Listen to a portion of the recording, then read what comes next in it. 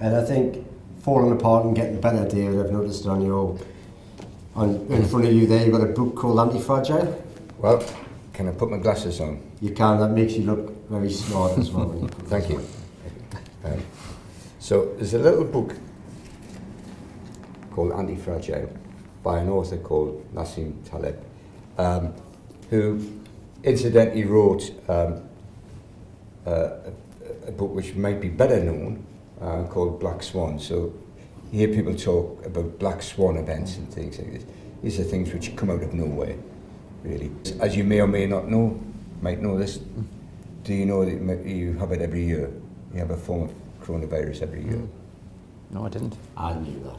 Did you? You knew that? Did you know that? I knew that, yeah. Is that because I told you? No, probably. No, I knew that beforehand. 25% of common colds Is that what? flu caused by There you coronavirus. go. You should know this, Jamie, as the youngest and the brightest in the room. Yeah. Being the fittest and healthiest, I And very that. rarely catch a cold, so Yeah. I'd say that. You Touch hide wood. that well. Because it's no good being a show-off. You don't come across as being the brightest, or the fittest, or the healthiest. Modest. Very modest. Modest. Anyway, so, and it's on the thing there, tough times don't last, tough people do. And it gives a definition in there of anti-fragile, more product placement, true potential, is an anti-fragile company. The anti-fragile, some things benefit from shocks. They thrive and grow when exposed to volatility, randomness, disorder, and stresses, and love adventure, risk, and uncertainty, which kind of describes what's going on right now. Yet, in spite of the ubiquity of the phenomenon, two words that you haven't come across before invertly, right? There's no word for the exact opposite of fragile. Let us call it anti-fragile. And anti-fragility is beyond resilience or robustness. So the resilient resists shocks and stays the same. The anti-fragile gets better. And if we just touch on, I've been a fan of this man for years and years and years. If we look at really how businesses are formed and how structures are formed, if you just look at, for a moment, true potential. When you've got a situation that comes along now, we could sound quite cocky.